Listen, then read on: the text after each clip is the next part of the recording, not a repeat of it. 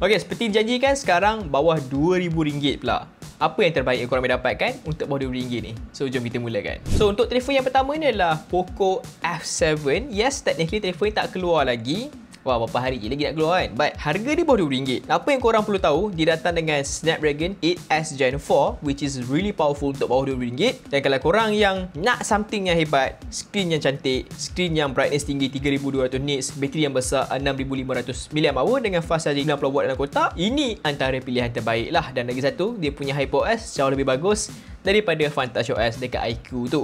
But kalau korang tak boleh sabar pasal Poco F7 ataupun stok tak ada, korang ada alternatif lagi satu yang hampir sama, iaitu iQOO Neo 10 dengan starting price harga bawah RM2,000 juga. Dia datang dengan Snapdragon 8S Gen 4, bateri 7000 mAh dan ada penyokong 120W fast charging dalam kotak tu. Dan apa yang lagi best, screen dia refresh rate lagi tinggi, itu 144Hz refresh rate.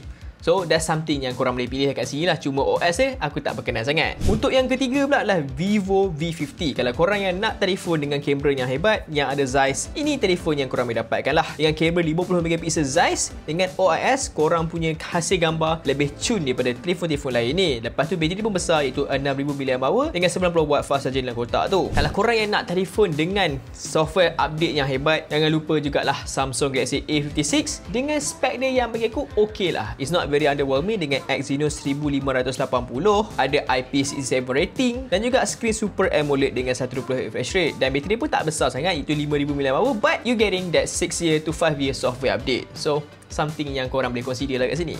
Kalau korang yang tengah mencari telefon untuk kamera juga, kalau korang tak minat Vivo, korang boleh try Honor 400 ni. Apa yang lagi best, dia punya AI jauh lebih superior daripada kebanyakan telefon dan list ni. Dengan dia punya gambar tu, video punya AI dan banyak lagi. My personal favourite lah pasal Honor 400 ni, dengan dia punya film simulation punya portrait, which is something yang tak dapat lah kat mana-mana telefon dalam list ni, melainkan kalau kau guna Lightroom tu. But overall spec dia not bad dengan Snapdragon 7 Gen 3, kamera 50MP.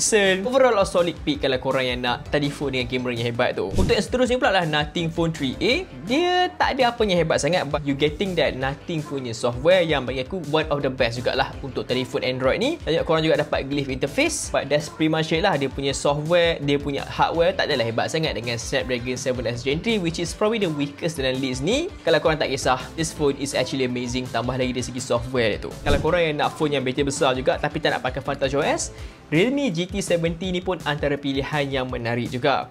Bateri besar 7000 mAh dan fast charging 120W. You guys are not missing anything, dan chipset dia pun not bad, dan harga dia pun bawah RM2,000 je.